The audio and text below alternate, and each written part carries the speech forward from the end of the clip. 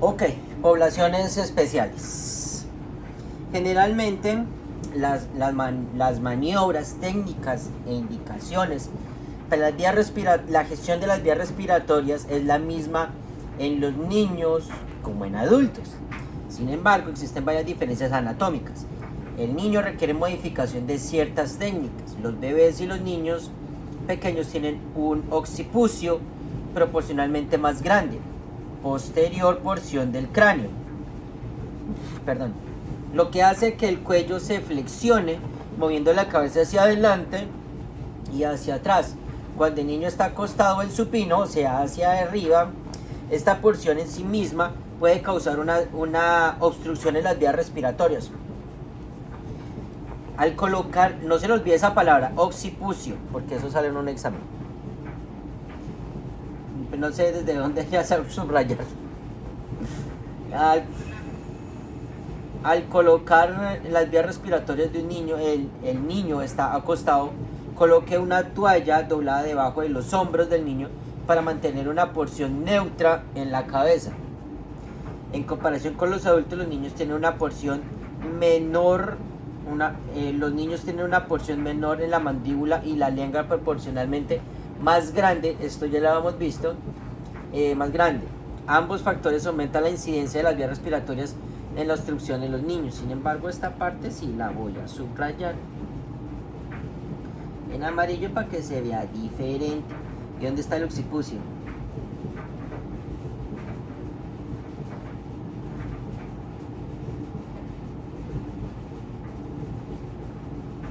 Aquí.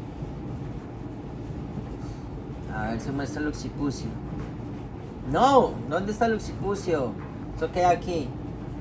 Perdón, aquí. Busquémoslo. Occipucio. Occipucio. ¿Qué es? Así, eso es en el cráneo. Eso es en el cráneo, boludo. Acá. Sí. En la parte occipital. Aquí, en el cráneo. Sí, estaba bien. Yo sabía que era en el cráneo. Lo dije, lo mencioné. Está grabado. Que quedaba acá. Ok. Lo mismo, ya vemos otras partes, tráquea, esófago, el hyoid bone que está acá, valécula, epiglotis, la glotis, ya saben, la lengua, el paladar suave y el paladar duro que está adelante. Entonces, general, el niño en las vías respiratorias más pequeño y estrecho en todos los niveles. La laringe, la posición de la laringe está superior y anterior que a ver, espera, porque es que el preciso esta parte está mal traducida. En general, el niño o los niños o las vías respiratorias son más pequeños y estrechos en todos los niveles. La laringe o una parte de la laringe está en la parte superior y anterior que la de un adulto. La laringe también tiene forma de embudo debido a su estrecha y poco desarrollado del cartílago cricoides, ya saben, aquí abajo. En niños menores de 8 años, la parte más estrecha de las vías respiratorias está en el anillo cricoides. Un mayor estrechamiento del anillo cricoideo. A ver, un mayor estrechamiento del anillo cricoideo inherente estrecho del niño en las vías respiratorias como causa por hinchazón de tejidos blandos o de cuerpo de respiración en cuerpos extraños.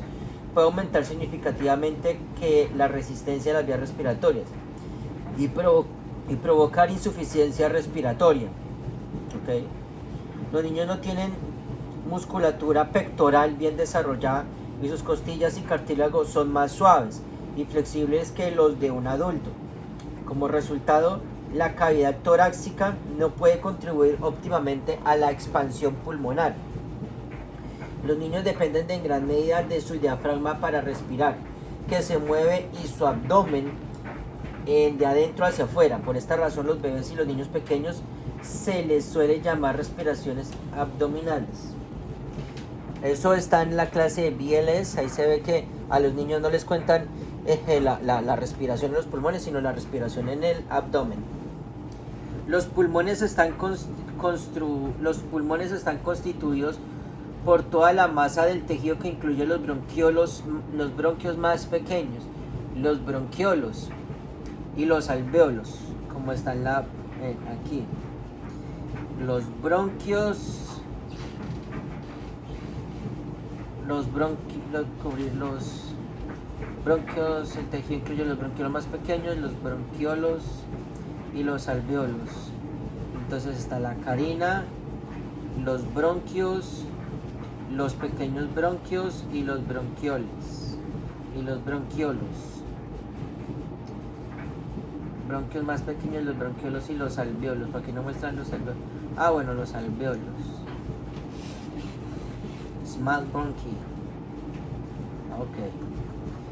Al entrar en los pulmones, cada bronquio se divide en bronquios cada vez más pequeños que pueden girar, subdividir en bronquiolos.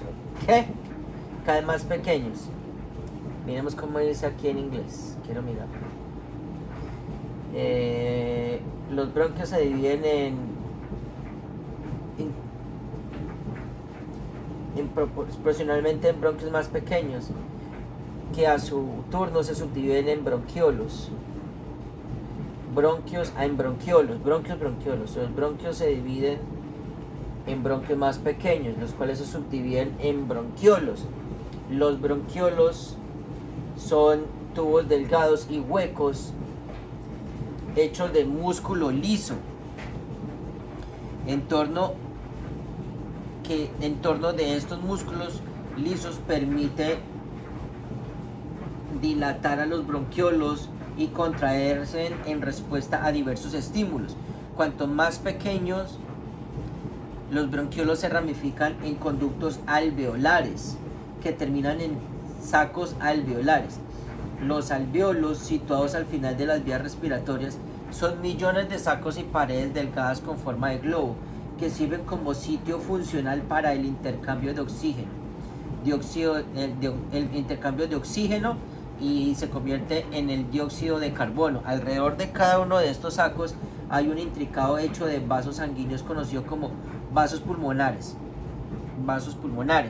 Capilares. El oxígeno se difunde a través del revestimiento de los alvéolos en el pulmón capilar, donde, dependiendo del volumen y la presión sanguínea adecuados, se transporta de regreso al corazón para su distribución al resto del cuerpo. Asimismo, al mismo tiempo, el dióxido de carbono, los desechos se difunden desde los pulmones capilares en alvéolos, donde se exhala y se elimina del cuerpo.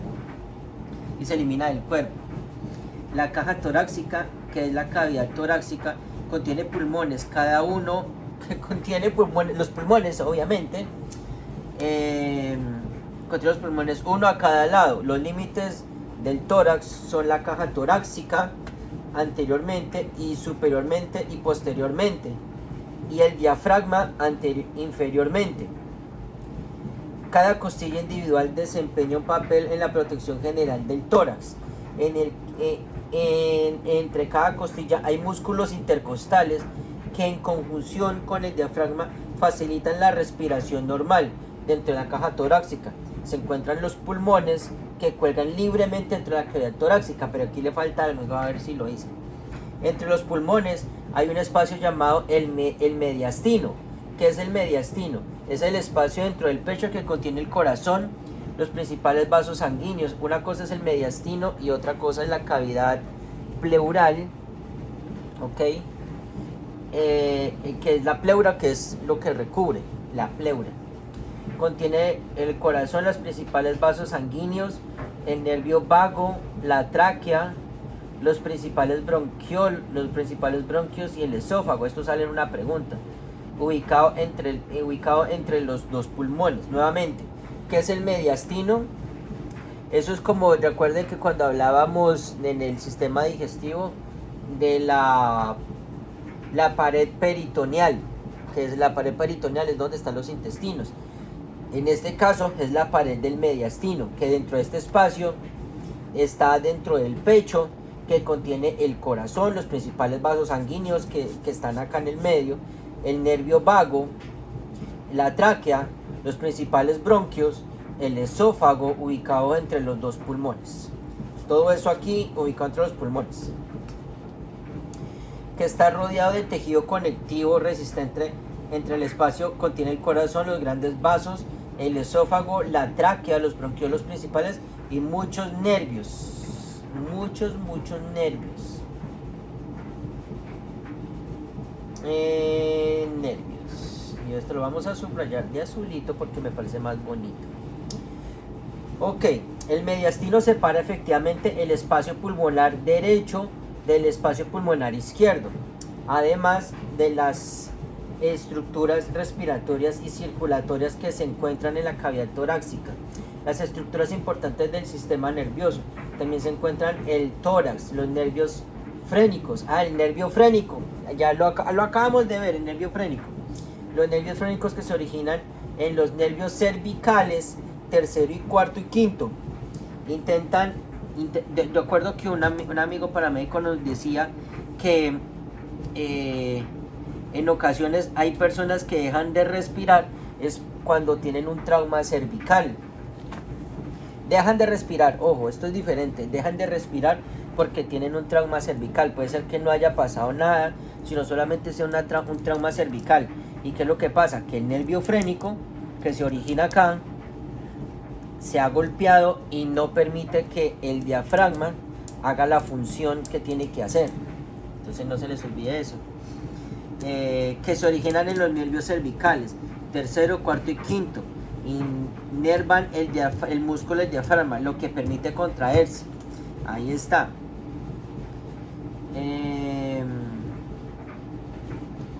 Contract. Voy a poner el amarillito para confundirse con el otro. La contracción del diafragma ocurre en una dirección descendente y necesaria para que se produzca la respiración adecuada. Y aquí está el ejemplo, lo que acabamos de ver.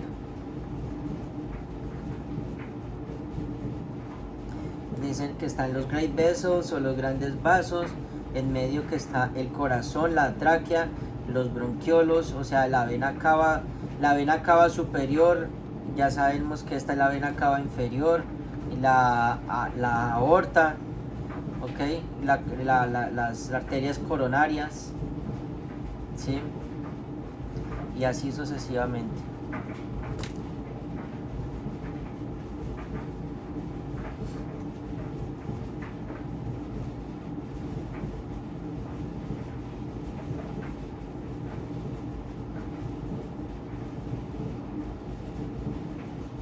Vamos a ver un momentico.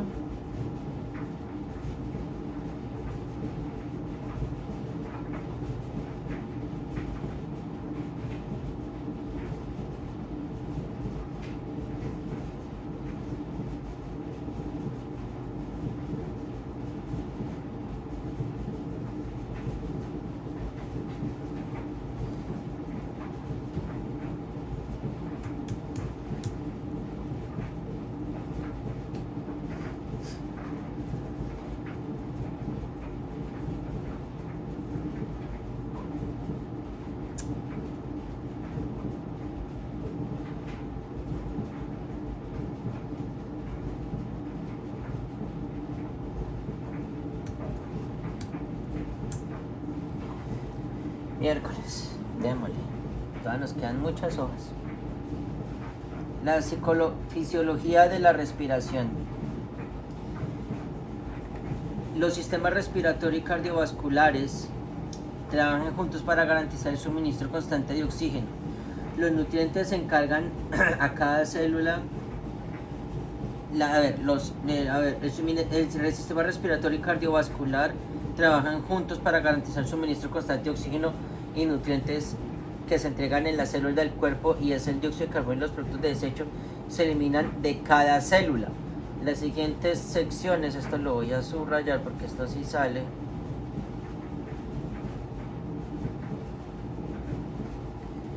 esto sale, de todas maneras tenerlo en cuenta. Las siguientes secciones describirán el proceso de ventilación. Las siguientes secciones describirán el proceso de ventilación, oxigenación y respiración. Las siguientes secciones describirán el proceso de ventilación, oxigenación y respiración. Ventilación es el movimiento, la respiración es el intercambio de gases, y la oxigenación es el proceso de circular oxígeno en las células. Vamos a ver si me acuerdo bien. Oxigenación, el proceso de oxígeno en la sangre mediante difusión entre los alvéolos luego de la inhalación hacia los pulmones. Bueno, no estaba tan equivocado. Sin embargo, primero es necesario comprender cómo se conectan los procesos de respiración y circulación. Como se describió anteriormente, el aire ingresa al cuerpo a través de las fosas nasales y viajan a los pulmones. Esto ocurre porque se crea una presión negativa. Espera, esta es una parte que no había entendido. A ver, se describió anteriormente, ingresa al cuerpo a través de la... Ingresa, o sea, eso es negativo, y positivo es porque sale, creo que es así, sí, a ver. En las fosas nasales y viaja a los pulmones. Esto ocurre porque se crea una presión negativa en el pecho, cuando la cavidad torácica se agranda debido a la contracción del diafragma. Y los músculos intercostales. Finalmente el aire llega a los arcos alveolares, donde el oxígeno se difunde a través de la membrana alveolar y se une a la hemoglobina en el torrente sanguíneo. Al mismo tiempo, el dióxido de carbono se difunde desde el torrente sanguíneo hacia los alvéolos. El dióxido de carbono se exhala de los pulmones y el oxígeno es transportado de regreso al corazón, donde se distribuye al resto del cuerpo. Nuevamente esa parte. Entonces, finalmente el aire llega a los sacos alveolares, que son los más pequeñitos, donde el oxígeno se difunde a través de la membrana alveolar y se une a la hemoglobina, o sea, la sangre en el torrente sanguíneo. Asimismo, al mismo tiempo, el dióxido de carbono se difunde desde el torrente sanguíneo hacia los alvéolos.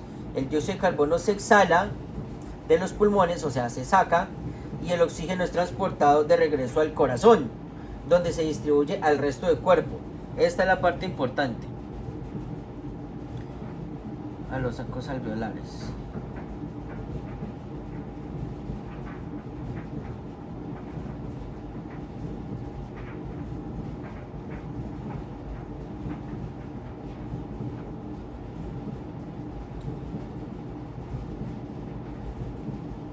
Aunque el músculo el diafragma y los músculos intercostales.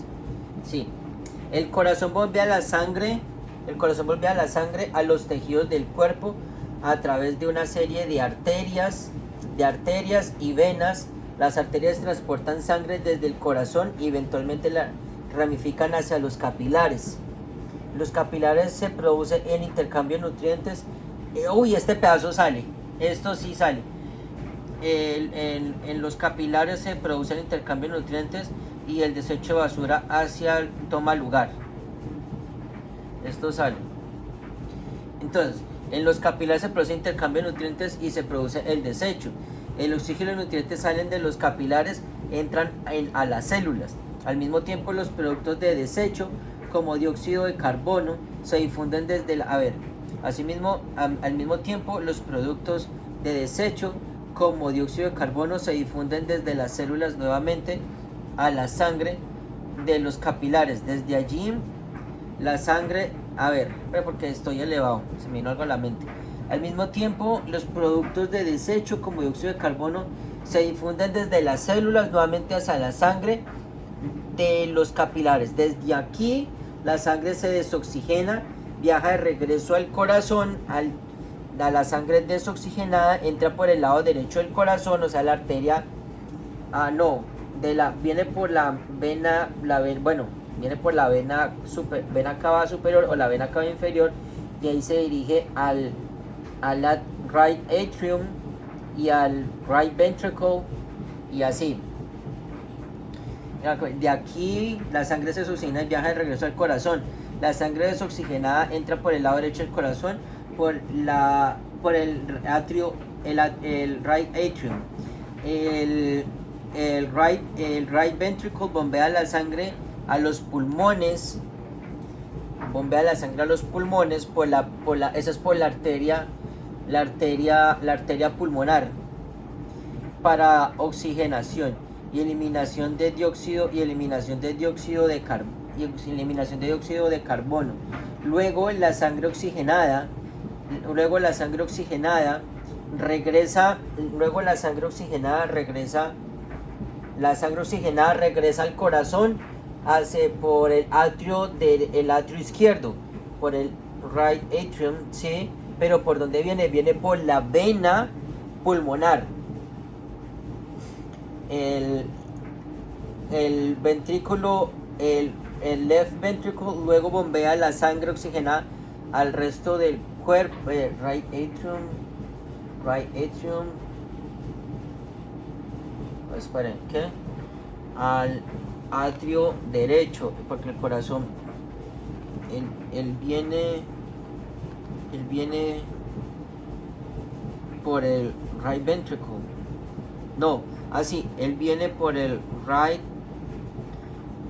ventricle, right ventricle, right atrium, right ventricle, y viene del left ventricle, right atrium hacia el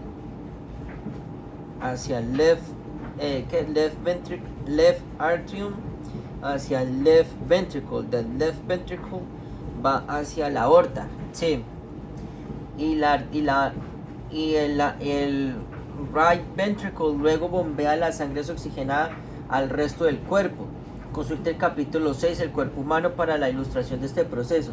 Es importante entender que los sistemas respiratorios y circulatorios trabajan juntos para facilitar oxígeno, entrega a los tejidos del cuerpo y la eliminación de productos desde el cuerpo. Cuando estos sistemas se ven comprometidos, la administración de oxígeno no es efectiva. No se pueden eliminar los productos de desecho y puede producirse la muerte celular. Ok, entonces, todo este pedazo. Ok, entonces, viene acá. La ventilación es el acto físico de mover aire de dentro hacia afuera de los pulmones. La oxigenación es el proceso de carga oxígeno de moléculas sobre la hemoglobina. Ok, es el proceso de carga sobre la hemoglobina, las moléculas en el torrente sanguíneo. La respiración es el intercambio real de gases o de oxígeno y dióxido de carbono en los alvéolos, así como los tejidos del cuerpo. Palabras de sabiduría. La ventilación es el acto físico de mover el aire dentro y fuera de los pulmones, aunque de acuerdo a la ventilación es necesario para una óptima oxigenación. No se puede asumir que un paciente que está ventilando también está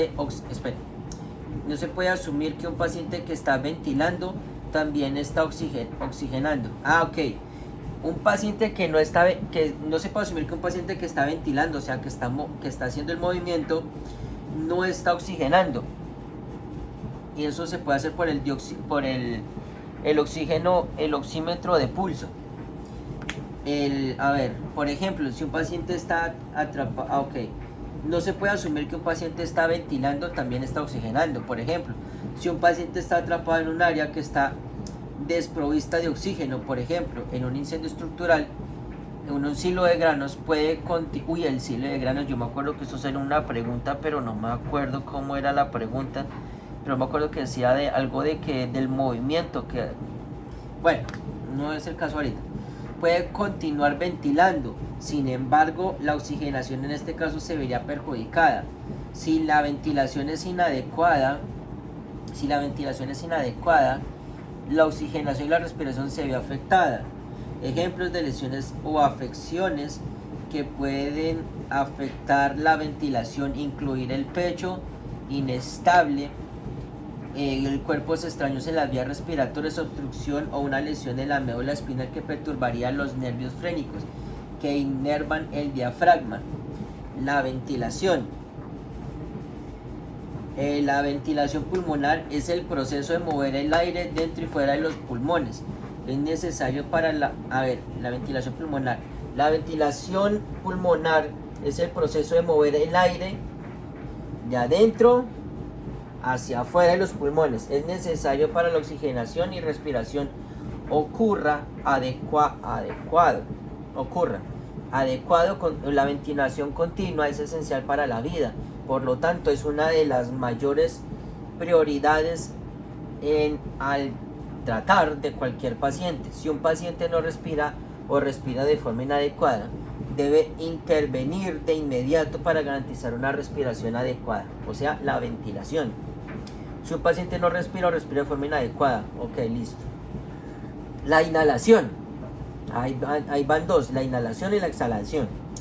Dentro de la ventilación, la parte activa muscular de la respiración se llama inhalación. Cuando una persona inhala, el diafragma y los músculos intercostales se contraen, permitiendo que el aire entre al cuerpo, viaje a los pulmones. Ok, cuando se contrae el diafragma, se mueve ligeramente hacia abajo. Yo no lo entendía cuando yo me lo imaginaba siempre. Yo decía, pero si el diafragma me dice que se está contrayendo, es cuando está haciendo eso. Una cosa es cuando se contrae y otra cosa es cuando se expande. Pero aquí en esto hace que la contracción del diafragma hace que se mueva hacia abajo. Entonces, en la parte activa de la respiración se llama inhalación. La parte activa, esto también sale en una pregunta, no estoy tan mal, pero dice así. La parte activa y muscular de la respiración se llama inhalación, no la exhalación. Eso es otro. Cuando una persona inhala, el diafragma y los músculos intercostales se contraen, permitiendo que el aire entre al cuerpo y viaje a los pulmones. Cuando se contrae, el diafragma se mueve ligeramente hacia abajo, agrandando la caja torácica, de arriba hacia abajo. Cuando los músculos intercostales se contraen, elevan las costillas hacia arriba y hacia afuera. La acción combinada de estas estructuras agranda las costillas, el tórax en todas las direcciones. Toma un profundo respiro para ver cómo se expande tu pecho. Entonces pueden hacer esto y ven cómo sus costillas y todo su pecho se elevan. Los pulmones no tienen tejido muscular, por lo tanto no pueden moverse por sí solos. Ellos que tienen es un tejido liso. Recuerden, el músculo cardíaco, los músculos lisos que son los músculos lisos que son los de los órganos, y los músculos, se me olvida el otro, el que son el de los músculos, pero son dos, los músculos cardíacos, los músculos lisos y los músculos que son, y los músculos lisos que son los de los intestinos y todo eso, pero estos son los otros músculos, no me acuerdo ahorita, no me voy a quedar con eso. ¿Cuáles son los 3 tipos de músculos en el cuerpo? A ver si sale así. El músculo cardíaco, músculo liso y el músculo esquelético. Ok, que suena al esqueleto. Músculo esquelético, el músculo cardíaco y el músculo liso. Perfecto, ya se me quedó. Listo. Entonces, los pulmones no tienen tejido muscular, por lo tanto no pueden moverse por sí solos. Necesitan de ayuda de otras estructuras para poder expandirse y contraerse. Durante la inhalación y la exhalación, por lo tanto, la capacidad de los pulmones para funcionar correctamente depende del movimiento del tórax y de las estructuras de soporte. Estas estructuras incluyen tórax, caja torácica, pecho, diafragma, músculos intercostales y los músculos accesorios de la respiración. Músculos accesorios son músculos secundarios de la respiración. La presión parcial, ese no me acuerdo, es un término utilizado para describir la cantidad de gas en el aire o disuelto en líquido. A ver, por presión parcial, el término utilizado para describir la cantidad de gas en el aire disuelto en un líquido. El término utilizado para describir la cantidad de gas en el aire o disuelto en un líquido como sangre. El término utilizado para describir la cantidad de gas en el aire o disuelto en líquido como la sangre. La presión parcial se mide en milímetros de mercurio. Ok. La presión parcial de oxígeno en aire es PaOH2. Dentro de los alvéolos es 104 milímetros de mercurio. Y el dióxido de carbono del CO2 que entra en los alvéolos en la sangre y causa una presión parcial de 40. ¿Qué enredo tan arrecho? A ver, la presión parcial es el término utilizado para describir, ¿cómo dice esto en inglés? The partial pressure. Es el término utilizado para describir la cantidad de gas en aire o disuelto en líquido como sangre. La presión parcial se mide en milímetros de mercurio. La presión parcial de oxígeno en aire. Presión parcial de oxígeno en el aire, ¿cómo sale esto? Sí, qué poca casualidad. La presión parcial de oxígeno en el aire. OH2. H2O. Qué raro. La presión parcial de oxígeno en el aire dentro de los alvéolos es de 104. Ok. La presión parcial de oxígeno es de 104. Entra en los alvéolos a la sangre y causa una presión parcial de 40 milímetros de mercurio. Ok, la sangre arterial desoxigenada. La sangre arterial desoxigenada del lado derecho del corazón tiene niveles más bajos de oxígeno. Ok, la sangre arterial desoxigenada del lado del pecho del corazón tiene niveles más bajos de oxígeno. La Pennsylvania OH2, que dióxido de carbono, Pennsylvania CO2. Corazón tiene más bajos de oxígeno del dióxido de carbono. Ok, Pennsylvania CO2, Pennsylvania dióxido de carbono, Pennsylvania CO2, y de oxígeno, Pennsylvania OH2. El cuerpo, la sangre arterial desoxigenada del lado derecho del corazón tiene niveles más bajos de oxígeno. Pues obviamente, porque el lado derecho es el que recibe la sangre. Pennsylvania, entonces tiene Pennsylvania O2, o sea que tiene poco nivel de oxígeno. Ok, y el dióxido de carbono pensilvánico O2, Pennsylvania CO2. El cuerpo intenta igualar los dos, lo que da como resultado oxígeno difusión a través de la membrana hacia la sangre y dióxido de carbono difusión en la dirección opuesta. El dióxido de carbono luego se elimina de los pulmones como desecho durante la exhalación. Este proceso ocurre en revestirse cuando la sangre arterial llega a los tejidos. A través de la membrana el cuerpo intenta igualar los dos, lo que da como resultado el oxígeno, la difusión a través de la membrana hacia la sangre, y dióxido de carbono, la difusión en la dirección opuesta. El dióxido de carbono luego se elimina de los pulmones como desecho durante la exhalación. Este proceso ocurre en revés. Me perdí. Elimina los pulmones en desecho durante la exhalación. Este proceso ocurre en revertirse cuando la sangre arterial llega a los tejidos. El oxígeno se difunde en el líquido tisual y luego en las células. Ahí yo me acuerdo que hay un dibujo que habla sobre eso. Las células. El dióxido de carbono se difunde fuera de las células y luego pasa al líquido tisular y a la sangre.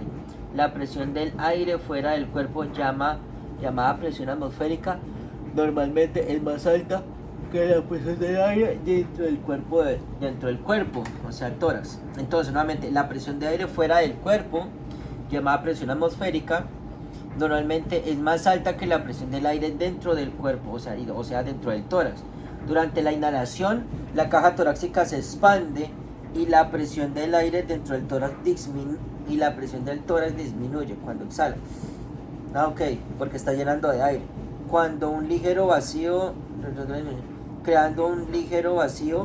esto atrae aire a través de la tráquea, lo que hace que los pulmones se llenen en un proceso llamado presión negativa.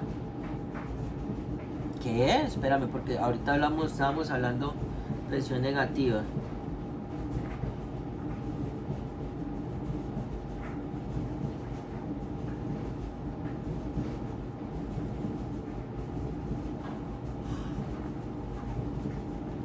Ahorita estamos precisamente hablando de eso.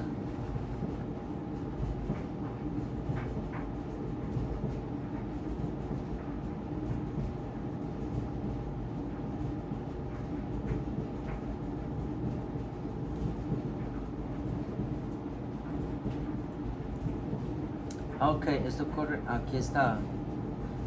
Entonces viaja a los pulmones, esto corre una presión negativa. Ok.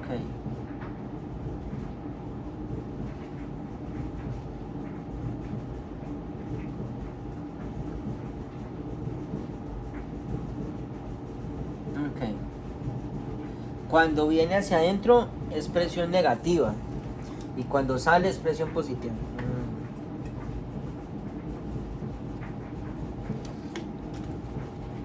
Esto trae aire a través de la tráquea, lo que hace que los pulmones se llenen en un proceso llamado presión negativa.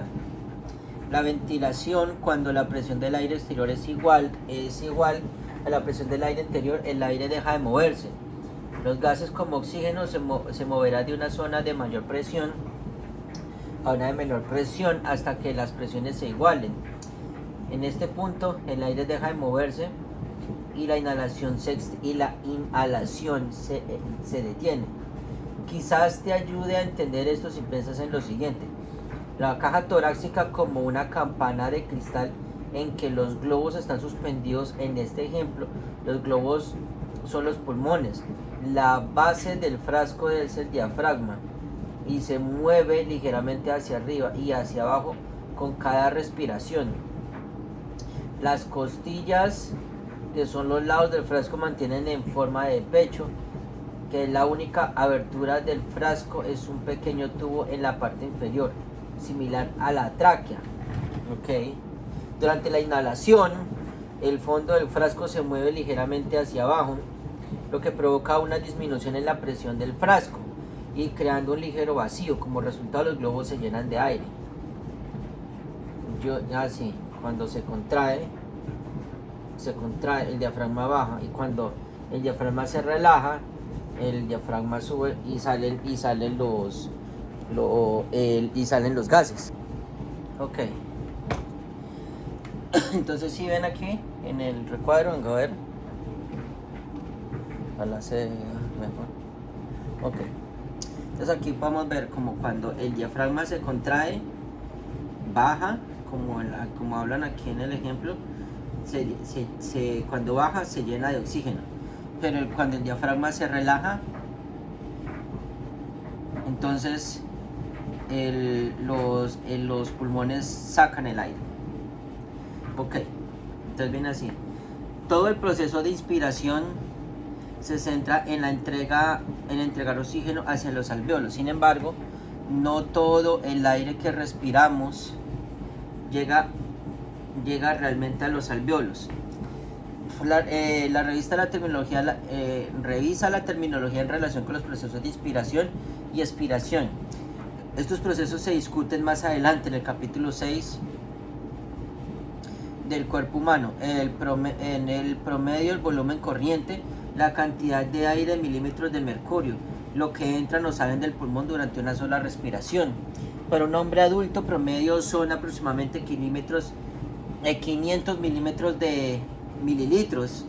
La respiración se vuelve más profunda a medida que el volumen corriente responde a la mayor demanda metabólica de oxígeno. Sin embargo, como se señaló anteriormente, no todo el aire inspirado llega a los alvéolos para el intercambio de gases. Es el espacio muerto que está aquí como porción de aire inspirado que no llega a los alvéolos y la entrega de oxígeno.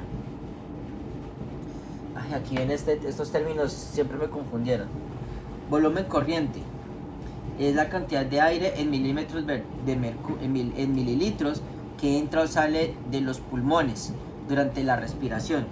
El volumen residual, y todo esto creo casi como está en la tabla, casi que salen unas preguntas. El volumen residual, el aire que queda en los pulmones después de la expiración máxima. El volumen residual es el que queda en la expiración. Ya sabe que la expiración es lo que sale, es el volumen residual, el residuo de lo que queda.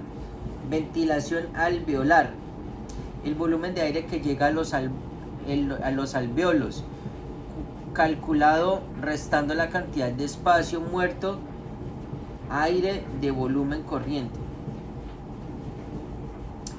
Volumen sobre el minuto, volumen de aire que se mueve a través de los pulmones en un minuto, calculándola multiplicando el volumen corriente y la frecuencia respiratoria. Lo único que me preocupa es la cantidad de volumen corriente. Uno puede decir que lo normal, que son 500 mililitros, pero mis pulmones no van a ser los mismos que los pulmones de otro adulto que sea más grande y más fornido que yo. Entonces, el volumen del minuto alveolar, el volumen de aire que se mueve a través de los pulmones en un minuto menos espacio muerto, calculando, multiplicando el volumen corriente menos el espacio muerto y la frecuencia respiratoria. Eso es muy difícil de calcular así. La capacidad, hay una máquina que lo hace, pero no me acuerdo cómo se llama ahorita. CPAP,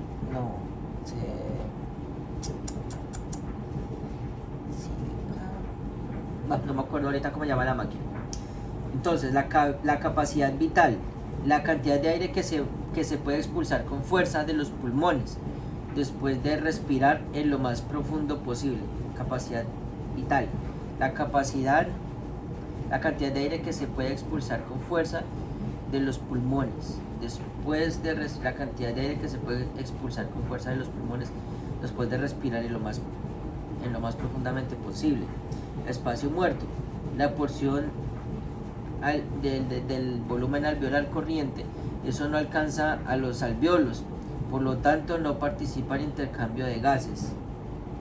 Exactamente, esto sí sale en una pregunta. Esto fijo sale en una pregunta. La exhalación, la inhalación y exhalación, que es hacia afuera, ¿ok? La diferencia de la inhalación, la exhalación normalmente no requiere esfuerzo muscular, por lo tanto es un proceso pasivo. Activo cuando voy hacia adentro y pasivo cuando voy hacia afuera. Durante la exhalación, el diafragma y los músculos intercostales se relajan. En respuesta, el tórax disminuye en tamaño. Y las costillas y los músculos asumen una posición normal de reposo. Cuando el tamaño de la caja torácica y los músculos asumen la posición normal de reposo. Cuando el tamaño de la caja torácica disminuye, aire en los pulmones se comprimen en un espacio más pequeño. Cuando el tamaño de la caja torácica se disminuye, el aire en los pulmones se comprime en un espacio más pequeño. La presión del aire está haciendo un frío. La presión del aire dentro de los pulmones del tórax luego se vuelve más alta la presión del exterior y el aire expulsado a través de la tráquea. Recuerde que el aire llega a los pulmones si viaja a través de las vías respiratorias, la tráquea. Por eso es importante limpiar y mantener un espacio abierto. Las vías respiratorias, es muy importante limpiar las vías respiratorias. Significa eliminar material, tejido o fluidos obstructivos de la nariz, boca y garganta. Mantener las vías respiratorias significa mantener las vías respiratorias, patentar para que el aire pueda entrar y salir libremente de los pulmones. Y esto sale en una pregunta. Es muy importante. A ver.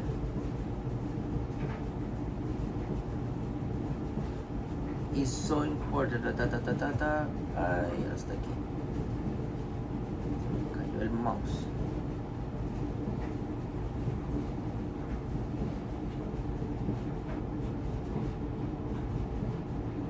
Listo, entonces ya saben que viene acá a la tráquea, a la carina, en los pulmones.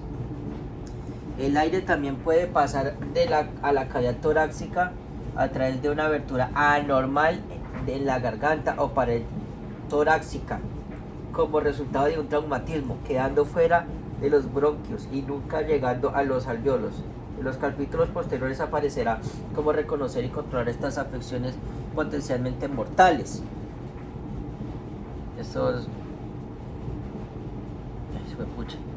Regulación de la ventilación. La necesidad del cuerpo de oxígeno está cambiando constantemente. El sistema respiratorio debe ser capaz de adaptarse a los cambios de oxígeno y la demanda, alterando la velocidad y la profundidad de ventilación. La regulación de la ventilación implica una serie compleja de receptores y bucles de retroalimentación que detectan concentraciones de gas en los fluidos corporales y en las vías y envían mensajes a los centros respiratorios en el cerebro para ajustar la velocidad y la profundidad de ventilación. En consecuencia, no satisfacer las necesidades del cuerpo para el oxígeno resulta en hipoxia. Hipoxia es una condición extremadamente peligrosa en que los tejidos y los células del cuerpo no reciben suficiente oxígeno. Hipoxia puede ser fatal si no se conoce y se corrige rápidamente.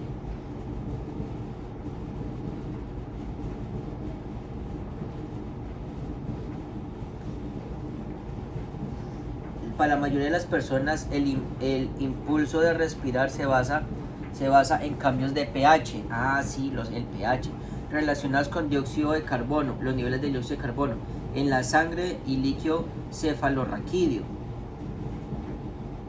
Cuando el dióxido de carbono, el nivel del dióxido de carbono, el aumento de la sangre, el pH y del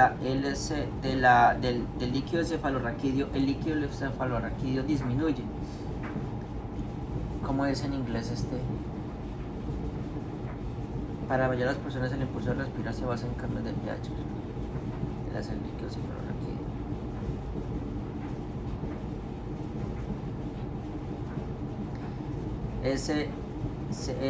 Dice, ¿cómo se dice? Cerebrospinal fluid. Ok. Vea pues, líquido cefalorraquídeo. Qué interesante. Me traduce también cuando esto ocurre se envía mensaje a los centros respiratorios en el cerebro que disminuya la respiración. Sin embargo, los pacientes con una enfermedad pulmonar obstruida crónica, EPOC, enfermedad pulmonar, el EPOC, esto sí sale en una pregunta. Esto sí sale en una pregunta, porque sí sale. ¿Dónde está?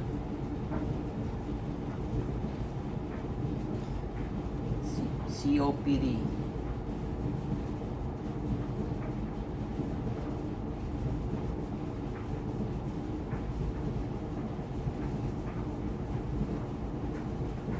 Ahora se me perdió. En pacientes con COPD el cuerpo utiliza el sistema de respaldo para controlar la respiración. Está acá.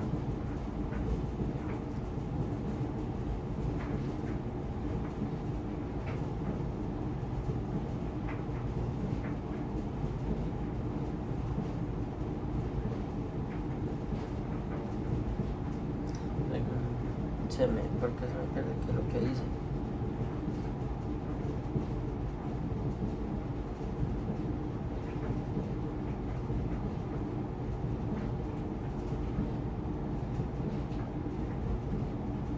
Ok, pacientes con una necrosis de coronary emphysema, un case have a difficulty eliminating the carbon dioxide through the exhalation. Thus they weigh the higher levels of carbon dioxide.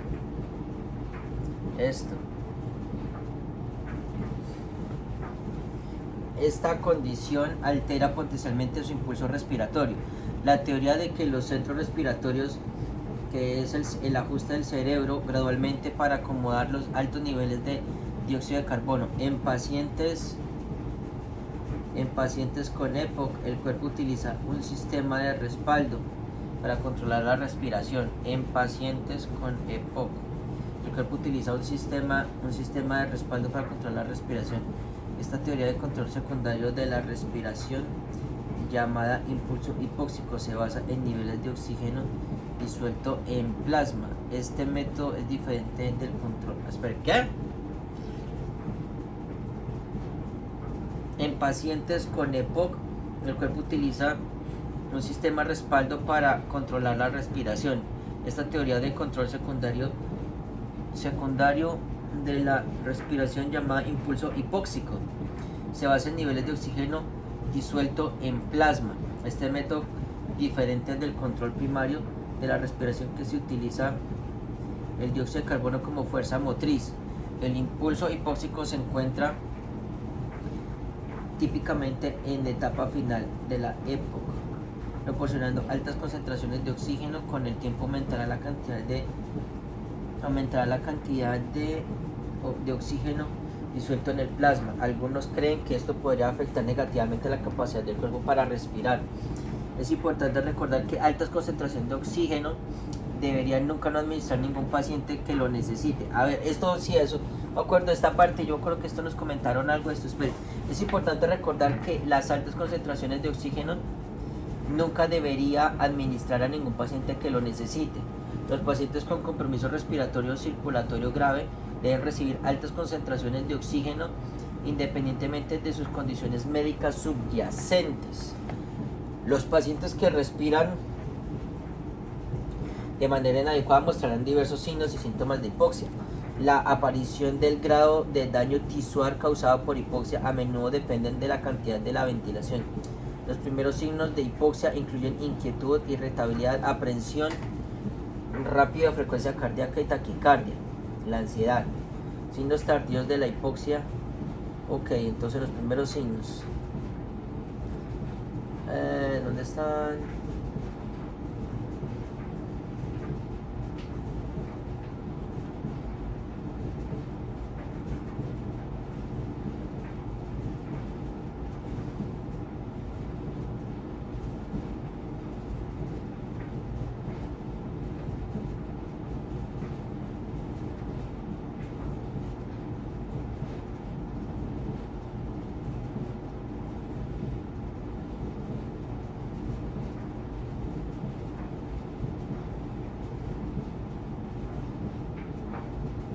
Ok, ahora sí lo puedo leer.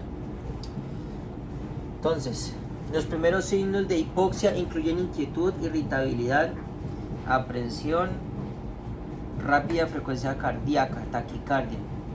Los primeros signos de hipoxia incluyen y la ansiedad. Signos tardíos de hipoxia incluyen cambios en el estado mental, una debilidad filiforme, legumbres y cianosis. Los pacientes conscientes se quejarán de dificultad para respirar. Disnea. Es posible que no pueda hablar en disnea.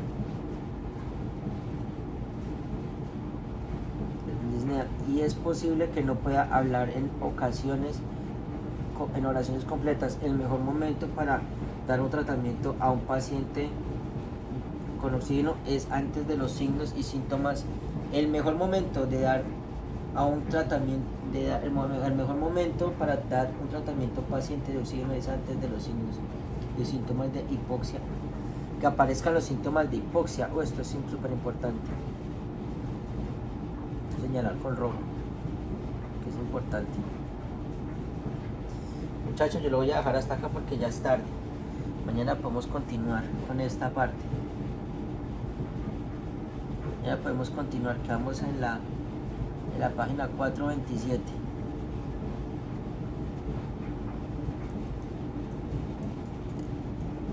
Bueno, 427. Vamos a ver. Me gusta torturarme.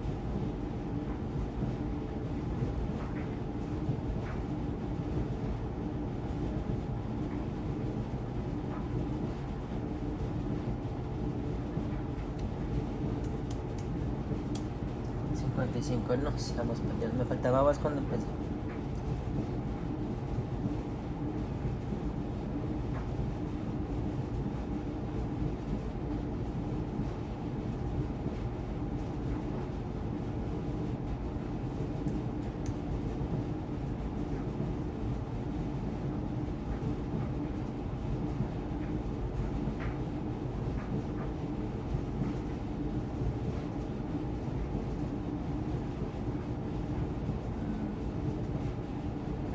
Bueno, sí.